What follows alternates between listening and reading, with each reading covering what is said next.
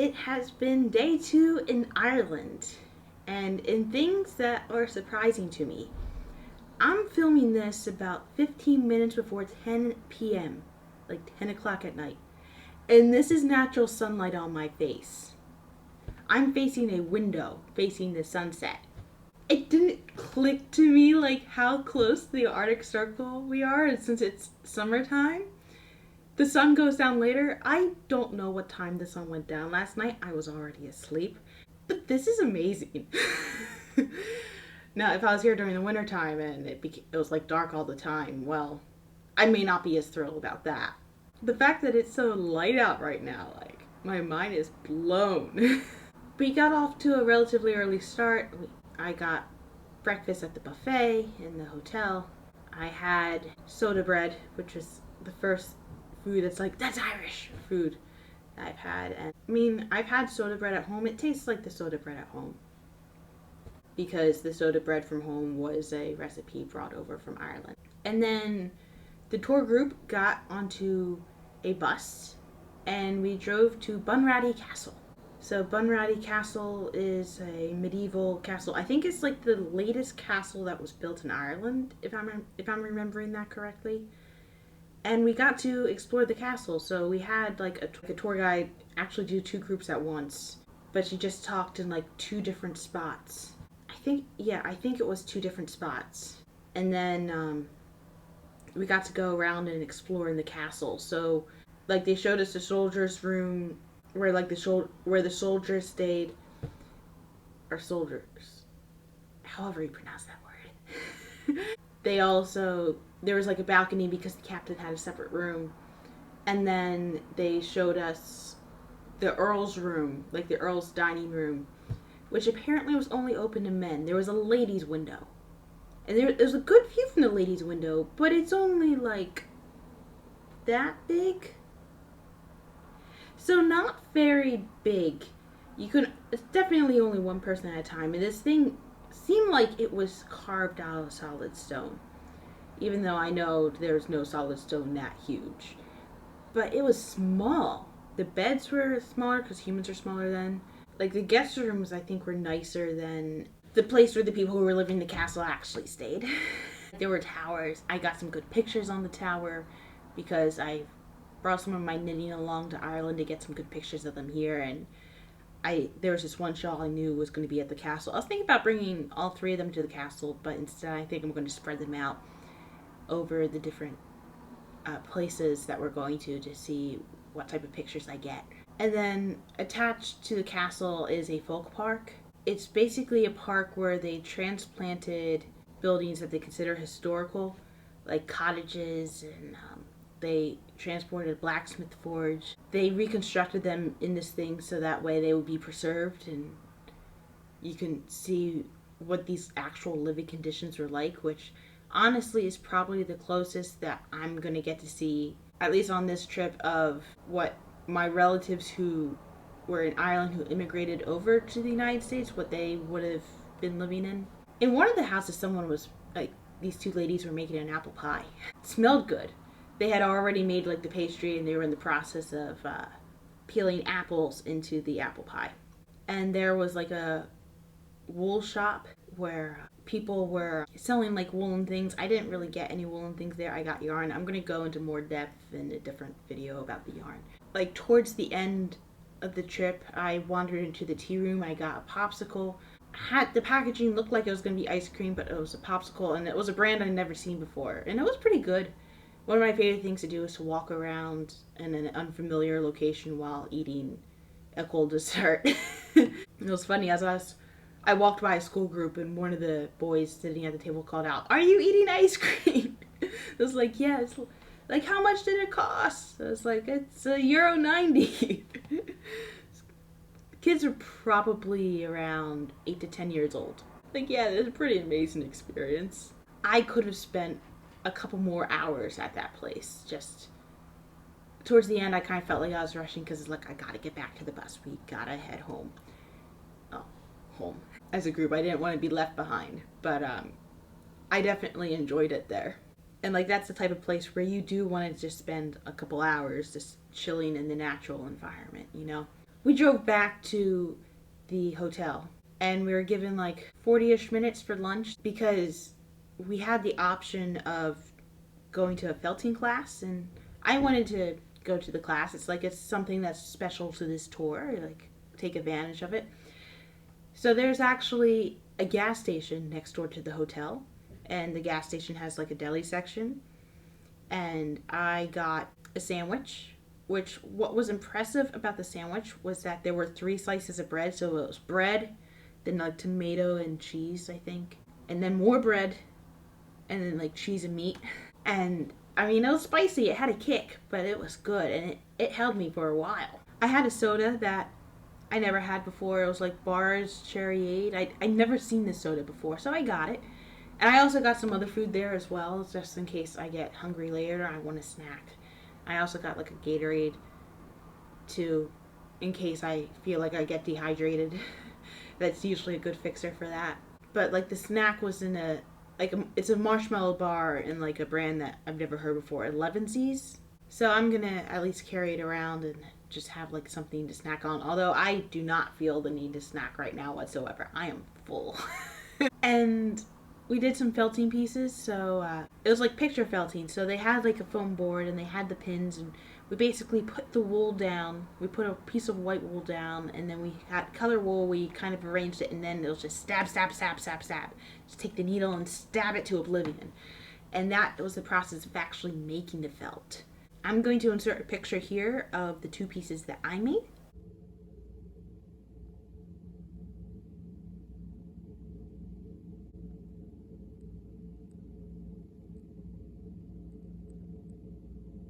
Now the class did get shortened because we were a little bit late coming back, and the tour guide did want to give us time to get lunch. So the class was like from 3 to 5. I had enough time to make one, and I got to the point with my first one that I didn't want to overwork it. You can keep on adding elements to the felt, or any art project really. You can keep on adding elements, but there's a moment where it becomes too much, right? But there was still plenty of time left in the classes. Like, I didn't even bother asking. It's like, yeah, I'm gonna make another one. It's like, they did mention you can use a reference picture, but it's like, I'm just gonna go like a la Bob Ross. I'm just gonna create a happy little scene. Like they did encourage us to make landscapes and like happy little scenes. But then after the teacher Belinda showed us how to make little sheep, it's like, yeah, I want to make a little sheep. I didn't want sheep on my original scene, but it's like I want time to make a sheep, so I kind of just focused on making a sheep, and it was pretty cute. Like, not everyone from the tour that I was there was in the class because like people were tired and not everyone was interested, but I'd say about half the tour showed up to that. And then they also had a lace talk scheduled for this evening as well. That was impressive. So, well, after the class on felting, we were given like 2.5 hours to go get dinner.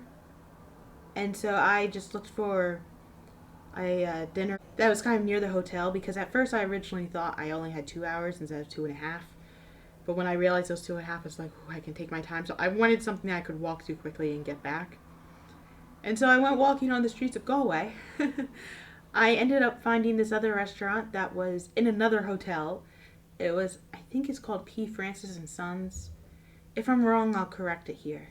But yeah, it's like I just walked into the other hotel, and I was waited on like by 4 different people at different times. It was a very lax place.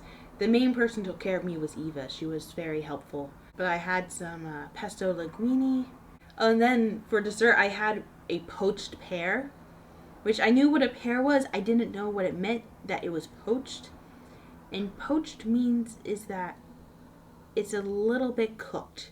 It was a little bit cold in the middle, but the outside was cooked. And they gave me a spoon, but I ended up having to ask for like, can I get a fork and knife? Well, actually, I just asked for a fork, and they also brought me a knife, because the spoon was not cutting it very well. But there was also like pieces of honeycomb and with the poached peach, and that was very good. And they were so friendly and welcoming at that restaurant that I felt comfortable enough to ask. Like, I've been told in Ireland it's the home of Guinness, right? I've been told that the Guinness in Ireland is better than Guinness in the States. Now, Guinness is a dark beer. I'm typically not a fan of dark stout beers. Even though I was willing to try it because it's Ireland, it's what you do, I didn't want to waste an excessive amount of beer just for me to take a sip. So I ended up asking one of the waiters if I could just have, like, if I could try Guinness in a smaller glass. So they brought me only a half pint, which was still too much. There was like a very thin layer off of the foam. I did end up breaking the foam and getting some of the actual liquid underneath, but I still didn't like it. I'm glad that I tried it, but I still didn't like it. Probably because it's still a dark stout beer. But yeah, that was a good meal. It was a very chill meal. After that, I ended up walking to Dunn's, which is a department store, because my pants were falling down all day. I was wearing underwear that, fortunately, when my pants slid down, it was showing the underwear and not my butt crack, because this pants would show off my butt crack if I didn't take care of that. But I bought these pants, I want to say, like, has it been 7 years? Wow, I can't believe it's been like 7 years ago. Anyway, I was like 30 pounds heavier back then, which honestly isn't really visible in any photos that you can see of me. Is really not that big of a deal. But I also bought these pants with the expectation of wearing long underwear under them, which is why I still had them, because they were like uniform pants, and I had to like match the uniform. And honestly, these pants have held up really well over time. But I was wearing them today, like, because I knew there'd be like a lot of hiking and whatnot, and like I wanted something that would hold my wallet secure. But my pants kept sliding down. I kept pulling them up, and it's like, you know what? If there's a department store, I can buy a belt. I went to the store and I bought a belt. I'm actually wearing it right now. And I left the store wearing the belt. It turns out if you ask the person to take off the labels for you so you can wear it out of there, you can. Which is like, yes, relief. It felt so much better. And honestly, like, the two belts that I have nowadays, like, my best belt at home that still looks relatively fine is my Boy Scout belt, which is an army green. And while I do like wearing things with army green because I look good in them, I don't always feel like wearing that color, especially if I'm going to pastel land. But also, my other belt is like a black belt. They're like leather belts, and they're falling apart, or they're just like pieces of string that don't really hold up things that well. So when I saw like this light blue pastel belt, it's like, yes, it's in the new era of Becky. Because like all the things I like wearing, they're like pastel, blue, purple, green, you know, pink. And then we had the lace talk. And it was like the Hartford Lace Project. Again, I'll correct myself if I'm wrong. But we had two people, the two people who founded it, Esther and Juliana. And they told us about how in this town in Ireland, Hertford Lace, they were living in Hertford and they didn't even know this was a thing. It was a piece of historical, like a cultural historical fact that had kind of slipped from the societal consciousness. And it was getting forgotten about, and they lived in Hertford and they didn't know this significant part of their history, that a lot of this lace was developed there, and it was a huge part. And like the craft of lacework was starting to get lost as well because no one was doing it. So they revived it in Hertford. They started this organization where they study the history, they research all throughout the old historical documents for any references of lace making, to find out who was making the lace, where was the lace being sold, all that. It was like pretty cool. And then they actually started learning how to make the lace. So they were talking about that too. And they've been doing a lot of community outreach things. They're reinterpreting how lace can be incorporated into the town's cultural identity. So basically you can drive through the town and see that lace was made here. Like, and that's common knowledge because even the locals didn't really know about it, yeah. Towards the end, at the very end, they did a lace demonstration. So they were going like, oh, we're having to improvise here. We forgot our pillow. Like, we don't have our pillow So they used the back of a cushion chair and they were showing like the different process of how to make lace. And it turns out lace has no knots, which is what makes it different from a lot of these other crafts. They were safety pinning the lace and they had the bobbins hanging down, and it's very much like weaving. I had a chance to actually try it myself, and even in the more difficult state with like gravity working against me because the bobbins were hanging down instead of lying flat, it was amazing. Like I found it pretty easy. So I actually do have some lace, and I was told where I could research it. So I ended up buying some like thread and a book from them about one of their expeditions. That has largely been my day.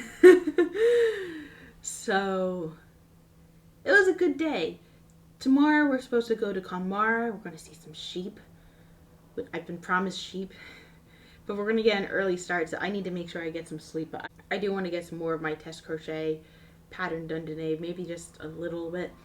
And also, I have one more adventure before I go to sleep today, and that is Becky learns how the shower works, because even though I technically know the process of taking a shower, the process of learning how every individual shower works is like slightly different depending on where the shower is. So we're going to do that. Yeah, that was day 2.